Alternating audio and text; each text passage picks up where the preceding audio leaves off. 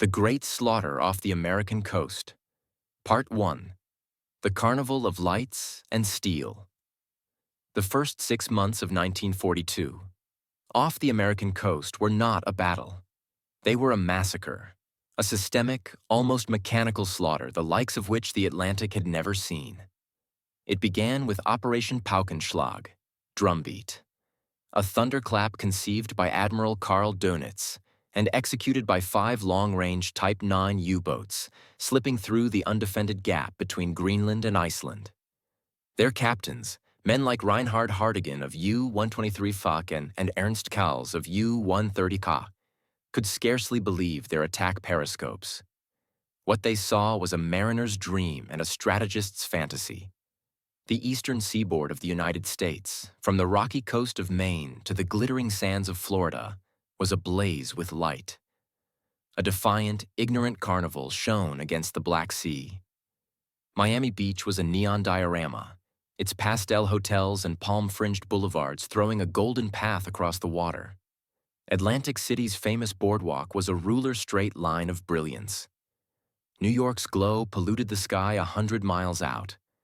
And sailing through this illuminated gallery, perfectly silhouetted, were the merchant ships' tankers heavy with Texas crude, freighters stuffed with Alabama steel, Liberty ships fresh from the yards bearing the tools of war. They sailed alone, without escort, often with their running lights on, following predictable coastal routes. There were no convoys. The few aging Coast Guard cutters and converted yachts were a pathetic, disjointed response. For Captain Lieutenant Hartigan, lying off the diamond shoals of Cape Hatteras, the graveyard of the Atlantic, now earning its name anew, it was like being handed a ledger of the enemy's commerce and a loaded gun. His war diary entries read with a mix of awe and predatory glee. The Americans are like children playing in a bathtub, unaware of the shark swimming in with them. On the night of January 19th, he sighted the SS Alan Jackson, a laden tanker. The torpedo struck amidships. The sea erupted in a fireball so colossal it cast flickering shadows on the dunes of the Outer Banks. The burning oil painted the low clouds a hellish orange. From the shore, vacationers in Hatteras Village thought it was a spectacular shipboard accident. Some called the Coast Guard, but the reports were muddled, lost in a bureaucracy that refused to believe the war could come here. This was the pattern. The U-boats, soon joined by more of their kind, operated with a rhythm of ruthless efficiency. They would lie on the bottom in shallow coastal waters by day, listening through hydrophones to the rumble of ship traffic overhead. At night, they would surface, recharge batteries in the cool air, and hunt. The light pollution was so complete they could identify ship types by their silhouette against the shore glow. They torpedoed tankers, freighters, and passenger liners sometimes within sight of beachfront hotels. Off Jacksonville, bathers one morning found their pristine sand fouled with sticky, reeking tar balls, the viscous residue of a sunken oiler. Off New Jersey, families on summer holiday watched from their porches as distant ships, mistaken for fireworks at first, blew apart in silent flashes followed minutes later by the faint rolling thunder of the explosion. The U.S. response was a study in catastrophic failure. The Navy, commanded by the brilliant but stubborn Admiral Ernest King, was fixated on the Pacific and offensive action. He resisted implementing a coastal convoy system, arguing it was defensive, a waste of resources, and that the escorts simply didn't exist. The Army Air Corps, responsible for aerial patrols, flew outdated aircraft on predictable schedules, their untrained crews unable to spot the low, dark shapes of U-boats even in daylight.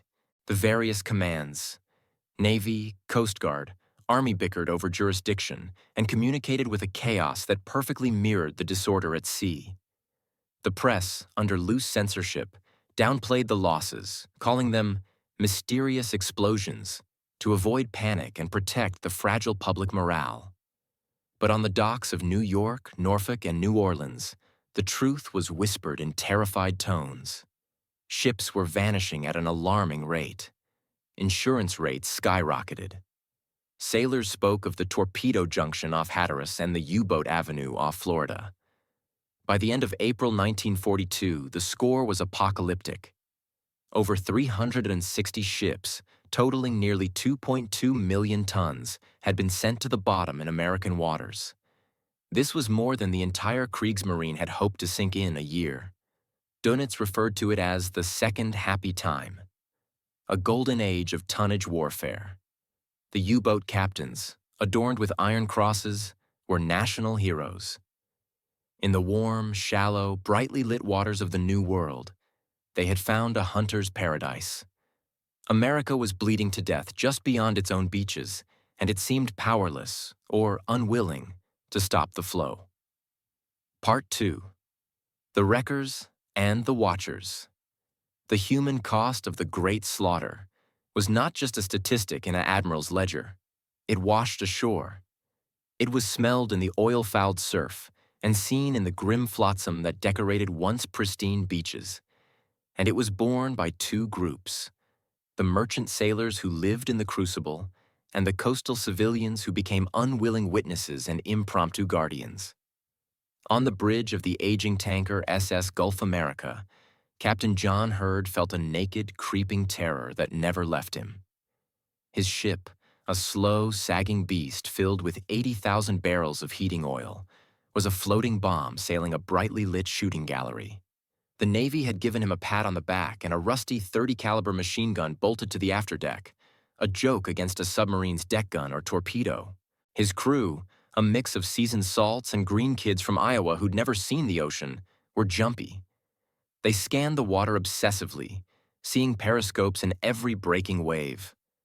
The orders from the newly formed Eastern Sea Frontier were contradictory. Sail at night. No, sail by day. Hug the coast? No, move further out. It was all guesswork. On a clear, starry night off St. Augustine, Florida, the end came. There was no warning. A torpedo from U-123 Coas smashed into the Gulf America's port side. The concussion was a physical blow. The ship shuddered, groaned, and immediately listed. The smell of raw fuel oil, thick and nauseating, filled the air. Then the secondary explosion. The ignited oil vapor ripped the night apart. Captain Hurd was thrown from the bridge wing into the warm, oil-slicked water. He surfaced, choking, to a vision of hell. His ship was a single roaring pillar of flame, so bright it turned night into a garish, flickering day. Men thrashed in the burning water, their screams lost in the inferno's roar. The U-boat, bold as brass, surfaced a few hundred yards away. In the firelight, Hurd could see the gray saddle tanks, the conning tower with its painted laughing sawfish emblem, the figures of German sailors watching the spectacle.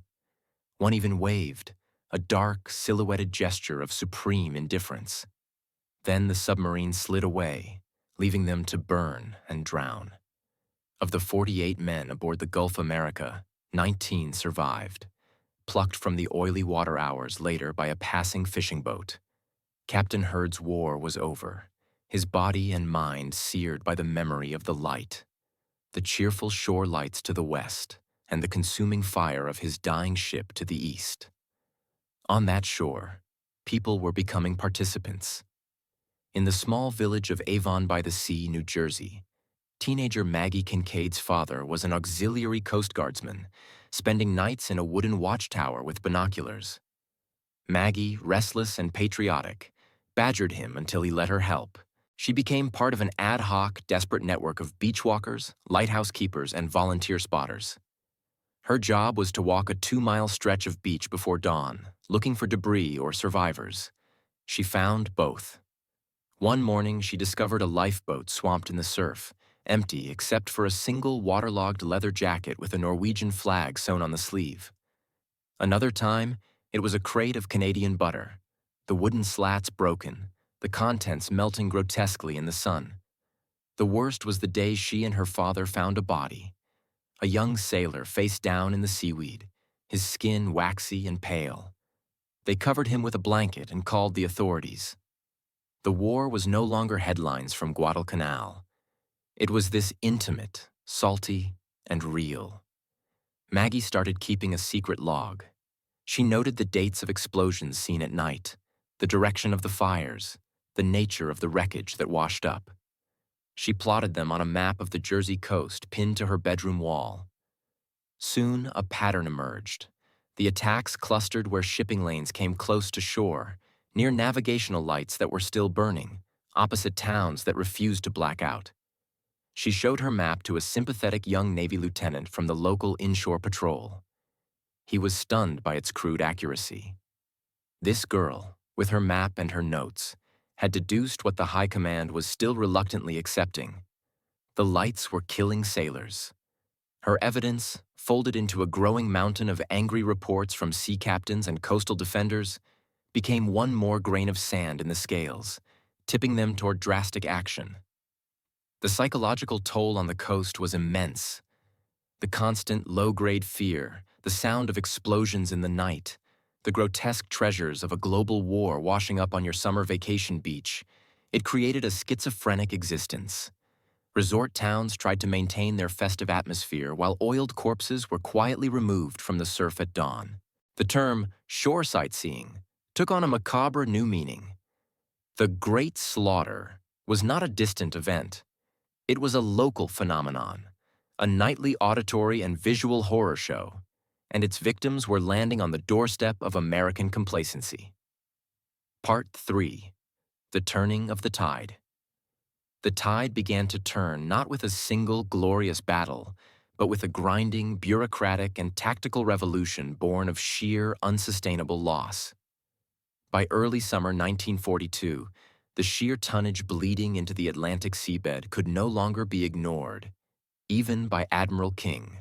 The angry protests of merchant marine unions, the terrified reports from insurance underwriters at Lloyd's of London, and the furious clandestine memos from British Admiralty liaison officers who watched the American disaster with a kind of appalled déjà vu, finally broke the logjam. The first and most symbolic order was for a full coastal blackout. It was no longer a suggestion from civil defense zealots. It was a military mandate enforced by air raid wardens and local sheriffs. One by one, the carnival lights of the eastern seaboard were extinguished. Miami Beach went dark. The boardwalk of Atlantic City became a spectral outline. The great glow of New York was dimmed to a faint city-wide murk. For the U-boat commanders, it was as if a spotlight had been switched off. The silhouettes vanished. The shore, once a detailed map of their hunting grounds, became an anonymous, hostile, dark mass. Navigation and target acquisition, once effortless, became fraught with risk. More critical was the long-delayed implementation of a comprehensive convoy system. Starting in May 1942 with the first bucket brigade of tankers from the Caribbean to New York and expanding rapidly, coastal convoys, designated KS/KN/NG, became the iron rule. Merchant ships, those stubborn individualists of the sea, were forced to gather in guarded anchorages like Hampton Roads and Key West and sail in disciplined columns, shepherded by a growing fleet of escorts. These were not just destroyers. Those were needed in the Pacific, but a motley, heroic armada. Old four-stack destroyers from World War I, Coast Guard cutters, Canadian corvettes, and a new, crucial vessel, the destroyer Escort, DE. Built by the dozen in American shipyards, the DEs were small, tough, and purpose-built for the anti-submarine war. The air gap was closed. The Army Air Forces and Navy established dedicated patrol squadrons flying long-range B-24 Liberators, modified as PB-4Y-1s, and nimble PV-1 Venturas, equipped with radar and magnetic anomaly detectors. They flew overlapping patrols, creating a lethal umbrella over the convoy routes. Blimps from the Navy's lighter-than-air squadrons provided persistent, low-level coverage close to shore. Their eerie, silent presence a constant worry for submariners. Technology, hastily fielded, began to bite. Improved sonar, depth charges with more powerful Torpex explosive, and the forward-throwing Hedgehog mortar, which fired a pattern of bombs that only exploded on contact, gave the escorts a deadly new toolkit.